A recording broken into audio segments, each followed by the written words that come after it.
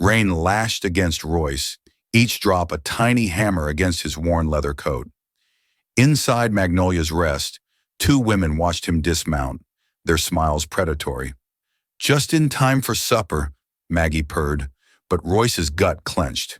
He knew about the special stew and the fate of those who ate it.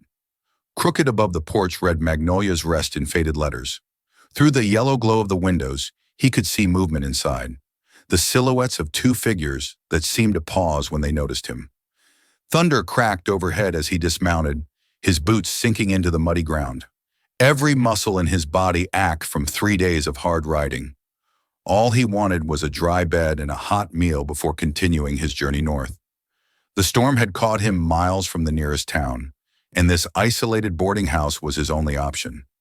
He thought about the job waiting for him in Copper Ridge. Decent pay for breaking horses on a cattle ranch. Nothing fancy, but honest work that would keep him fed through winter. The money in his saddlebags would get him there, assuming he could find somewhere safe to rest tonight. As he approached the porch, the front door swung open before he could knock.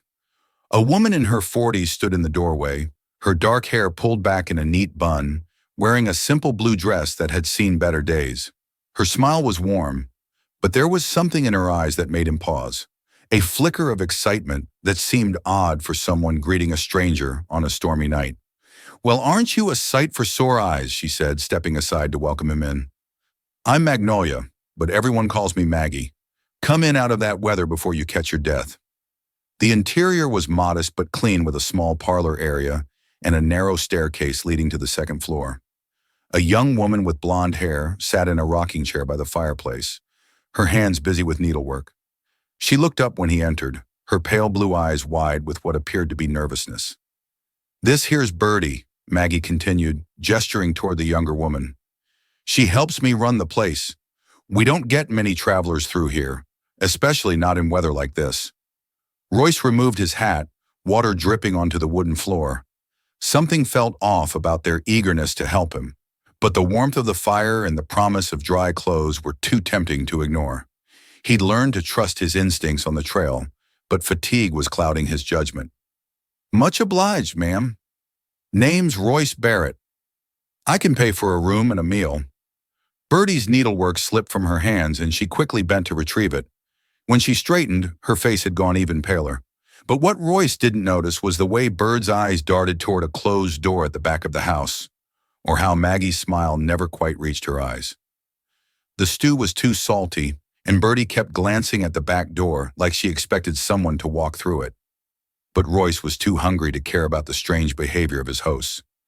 Maggie bustled around the small kitchen, ladling the thick brown stew into a chipped ceramic bowl. The smell of beef and vegetables filled the air, though something underneath it struck him as odd. A bitter scent he couldn't quite place.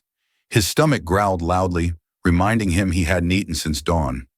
"You look like you've been riding hard," Maggie observed, setting the bowl in front of him at the small wooden table. "Where you headed, if you don't mind me asking?"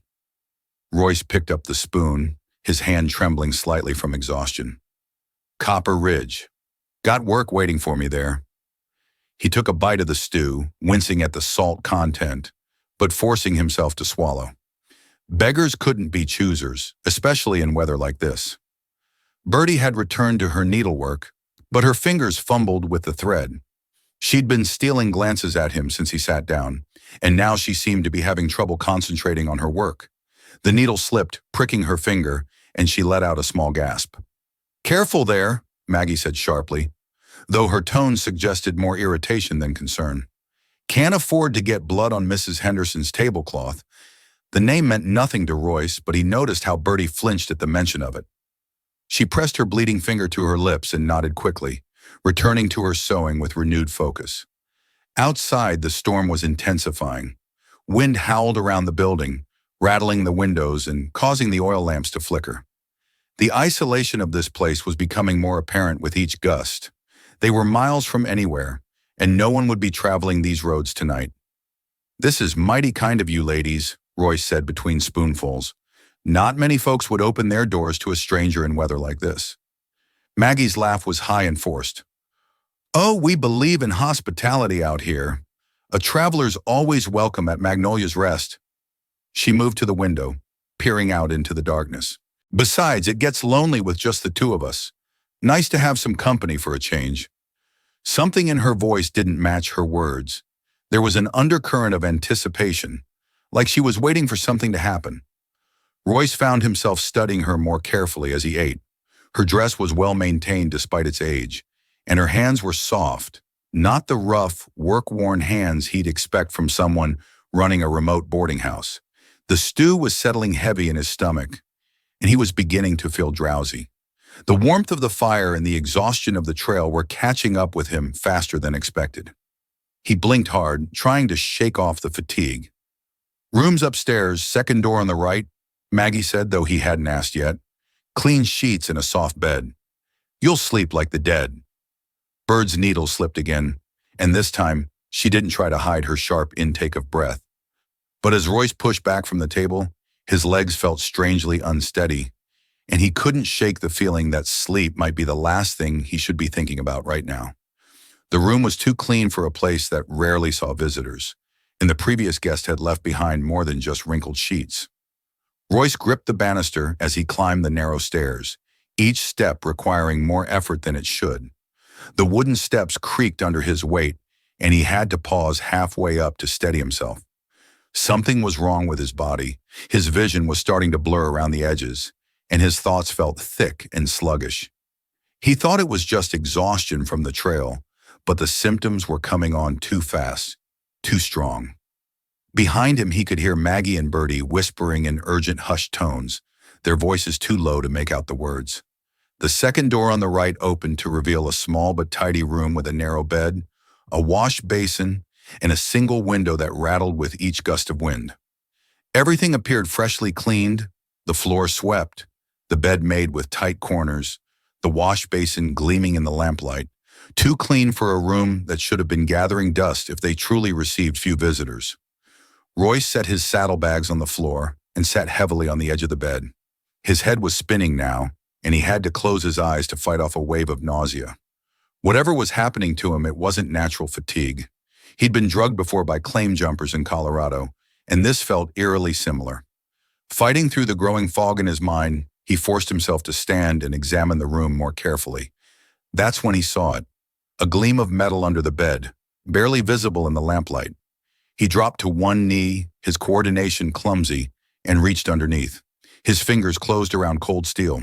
A knife, but not just any knife. It was a bone-handled blade with distinctive carving on the grip. He'd seen this knife before 3 weeks ago in Silver Creek, carried by a cattle buyer named Morrison, who'd been heading south with a significant amount of cash. Morrison had never made it to his destination. More searching revealed other items hastily shoved under the bed and behind the washstand. A silver pocket watch, a pair of expensive leather gloves, and a small leather pouch that still held a few gold coins. Personal effects from travelers who had stayed in this room and never left. The whispers from downstairs had stopped, replaced by the sound of footsteps on the front porch. Heavy boots, multiple sets approaching the house through the storm. Royce's blood ran cold as he realized what was happening. Maggie and Bertie weren't just robbing their guests. They were feeding them to accomplices, men who would handle the final brutal details. His hands shaking from whatever drug they'd slipped into his food.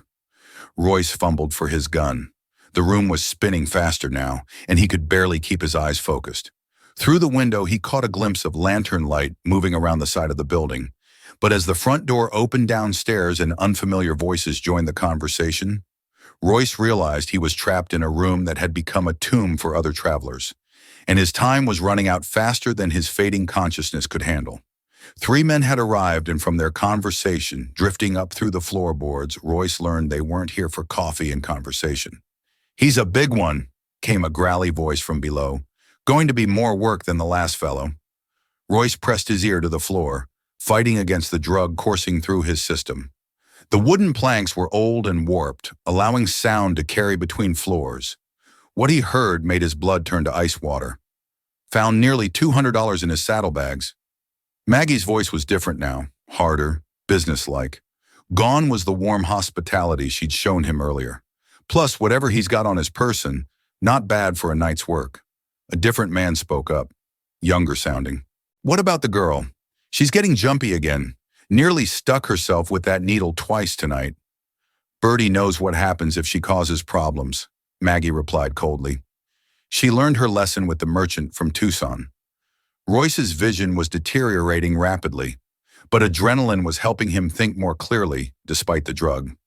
He forced himself to move, crawling toward his saddlebags with painful slowness. His fingers found the hidden compartment he'd sewn into the leather, the place where he kept his real purpose for traveling these roads. Inside was a badge, United States Marshal. He'd been tracking this very operation for 3 months following reports of missing travelers along this route. Morrison, the cattle buyer whose knife was under the bed, had been carrying information about suspected safe houses. This boarding house had been on the list. The floorboards creaked as heavy footsteps climbed the stairs. Royce managed to get his gun clear of its holster, though his hands were shaking so badly he could barely grip it. The room was tilting sideways and he had to brace himself against the wall to remain upright. "Should be out cold by now," the growly voice was saying. "Maggie's special recipe works fast." But Royce had built up a tolerance to certain substances during his years of undercover work. The drug was affecting him, but not as quickly or completely as they expected. It was his only advantage, and a slim one at that. The door handle turned slowly. Through his blurred vision, Royce could see the brass knob rotating. He positioned himself behind the door, knowing he'd only get one chance. His coordination was shot, but desperation was a powerful motivator. The door swung open and a large man stepped into the room. Lantern in one hand and a length of rope in the other. Behind him, a second figure waited in the hallway. They were expecting to find an unconscious victim, not an armed and aware target. "Where the hell?" the big man started to say as he noticed the empty bed. Royce struck with all the strength he could muster, bringing the gun down hard on the back of the man's skull. The lantern crashed to the floor, oil spreading across the wooden planks as flames began to lick at the dry boards. The second man in the hallway shouted an alarm, and suddenly the house erupted in chaos. Footsteps pounded on the stairs, voices called out orders, and the smell of smoke began to fill the air. But as Royce staggered toward the window, his legs finally giving out beneath him, he realized the fire spreading across the floor might be his salvation or his death sentence. And right now it was impossible to tell which. The flames were spreading faster than the men could reach him, but Royce's escape plan was about to become a death trap. Smoke filled the room as the spilled oil fed the fire across the old wooden floor. Royce crawled toward the window, his body betraying him with each movement.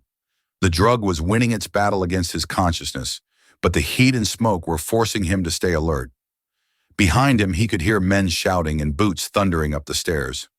"The whole place is going up," someone yelled from the hallway. "Get him out before we lose everything." But the fire was creating a barrier between Royce and his pursuers. The flames had caught the bed sheets and were climbing the walls with hungry intensity. Through the growing smoke, he could see orange light dancing across the ceiling as the blaze found new fuel in the old timber. Using the wall for support, Royce hauled himself to his feet and fumbled with the window latch. His fingers felt thick and clumsy, barely able to work the simple mechanism. The glass was hot to the touch, warmed by the fire spreading through the room below. He could see the porch roof, a 12-oot drop to wooden shingles, then another drop to the muddy ground. The window finally gave way, swinging open to let in a rush of cold, rain-soaked air. The storm was still raging, but the fresh air helped clear some of the fog from his mind. He could hear voices below, more men gathering around the building, probably to catch him if he tried to escape this way. "He's at the window," Bertie's voice cut through the night from somewhere below. "Don't let him get away." But as Royce prepared to climb through the window, he heard something that made him pause. Behind the shouting and crackling of flames, there was another sound. A woman crying, not Maggie's voice, but Bertie's. And she wasn't crying from fear or excitement. These were sobs of genuine anguish. "Please," she was calling out. "I never wanted this. They made me do it. They have my sister." The revelation hit Royce like a physical blow. Bertie wasn't a willing participant in this operation. She was being coerced.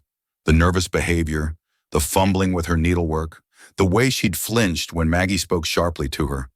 She was as much a victim as the travelers who died in this room. Flames were now licking at the doorframe, and the heat was becoming unbearable. Royce could see figures moving in the hallway through the smoke, but the fire was keeping them at bay for now. He had to make a choice: escape through the window and leave Birdie to whatever fate awaited her, or try to help someone who might be the key to bringing down this entire operation. But as a burning beam crashed down behind him, blocking the doorway completely, Royce realized his choice was being made for him, and the window was looking less like an escape route and more like his only chance at survival. The porch roof held his weight for exactly 3 seconds before the rotted shingles gave way, sending him crashing into the mud below. Royce hit the ground hard, his shoulder taking the brunt of the impact. Pain shot through his body, but the cold rain and shock of the fall were helping to burn through some of the drug's effects. He could think more clearly now, though his coordination was still compromised. Around him, men were shouting orders and running toward his position, rolling behind a water barrel. He tried to assess the situation. The boarding house was fully engulfed now, flames shooting from the upstairs windows and licking at the roof. In the orange glow of the fire, he could see at least 4 men moving around the building, the 2 who'd come upstairs, plus others who must have been waiting outside. But where were Maggie and Birdie? Through the chaos, he spotted them near the back of the house. Maggie was dragging Birdie away from the building, the younger woman struggling against her grip. Even from a distance, Royce could see that Birdie was fighting to get away, not from the fire, but from Maggie herself. "Stop fighting me, you little fool!" Maggie's voice carried over the noise of the storm and crackling flames.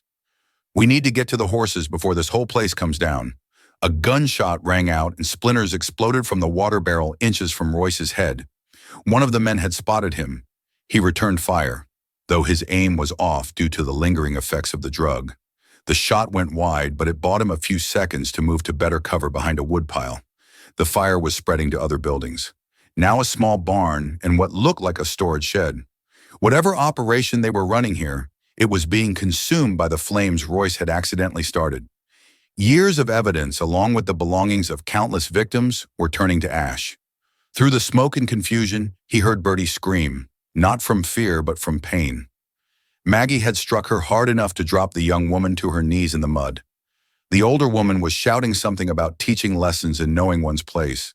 That's when Royce understood the full scope of what was happening here. This wasn't just a robbery operation, it was a network. Maggie was in charge. The men were her enforcers, and Birdie was being held against her will. The mention of her sister suggested they were using family members as leverage to ensure cooperation. Fighting through his impaired coordination, Royce made his way around the burning building, using the chaos and smoke as cover. He needed to reach Birdie before they got her to the horses. She was the key to understanding how large this operation was and who else might be involved. Another gunshot split the night, this one closer. A man emerged from the smoke to his left, rifle raised. Royce's return shot was true this time, dropping the man instantly, but the exchange had given away his position, and he could hear boots running toward him through the mud. The storm was intensifying, making visibility even worse, but it was also masking his movements. As he reached the corner of the burning house, he could see Maggie forcing Birdie toward a group of horses tied behind the storage shed. But what Royce saw next made his blood run cold. There were more horses than men, suggesting other members of this gang who hadn't shown themselves yet, and they were probably moving to surround him even now. The last man standing wasn't who Royce expected, and the truth about Bird's sister would change everything he thought he knew about this night. Royce moved through the smoke and rain, his head finally clearing as the adrenaline burned away the last effects of the drug. The fire had consumed most of the boarding house, casting dancing shadows that helped conceal his approach toward the horses. 2 of the gang members were down, but he could hear at least one more moving through the darkness. As he rounded the storage shed, he found Maggie attempting to boost Birdie onto a horse. The young woman was fighting with surprising strength, clawing at Maggie's face and refusing to mount. In the firelight, Royce could see blood on both women, some from the struggle, some from the cuts Birdie had given herself with the sewing needle earlier. "Federal Marshal," Royce called out, his gun trained on Maggie. "Let her go and step away from the horses."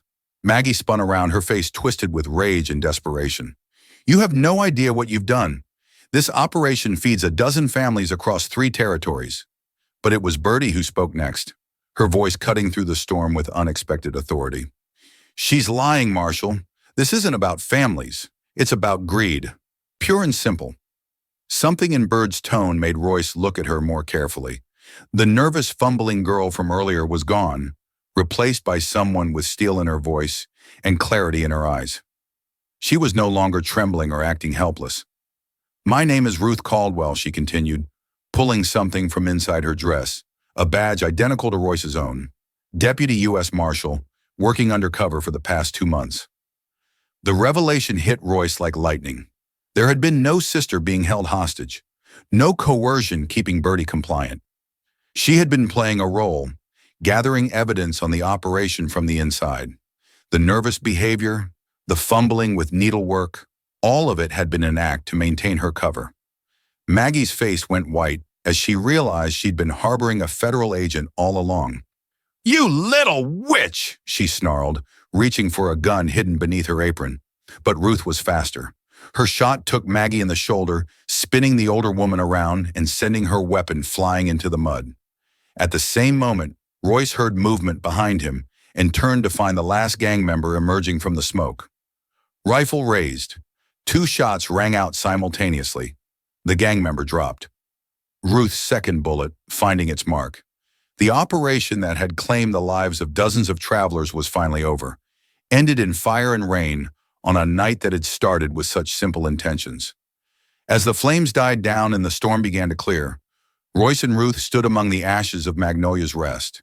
The evidence they'd gathered would help connect this operation to similar crimes across the territory, bringing justice for victims whose families had never learned their fate. "I never wanted anyone else to walk into this trap," Ruth said, looking at the destruction around them. "Every night I had to watch them plan for the next victim, knowing I couldn't blow my cover until I had enough evidence to stop all of them." Royce understood the weight she'd been carrying. "You saved my life tonight. If you hadn't been here, you would have figured it out," she replied with a slight smile. Marshals have a way of surviving the impossible. The horses were loaded with stolen goods from countless victims. Money, jewelry, personal effects that could finally be returned to grieving families. Maggie, wounded but alive, would stand trial for her crimes along with any surviving members of her network.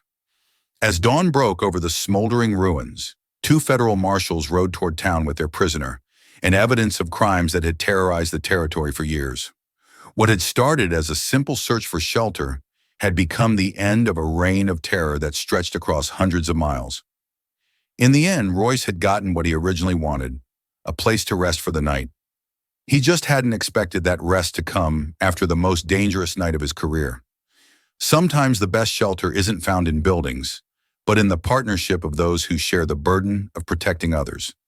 The trail to Copper Ridge would have to wait. There was more work to be done, more justice to serve, and more travelers who deserved to make their journey safely. But for now, the road ahead looked a little brighter and the dangers a little more manageable, knowing there were others like Ruth fighting the same fight. If you enjoyed this tale of justice in the Old West, please consider subscribing to our channel and supporting us with a super chat if you'd like to hear more stories like this one. Your support helps us bring these forgotten tales of courage and survival to light. Click on the next video to discover another gripping story from the American frontier.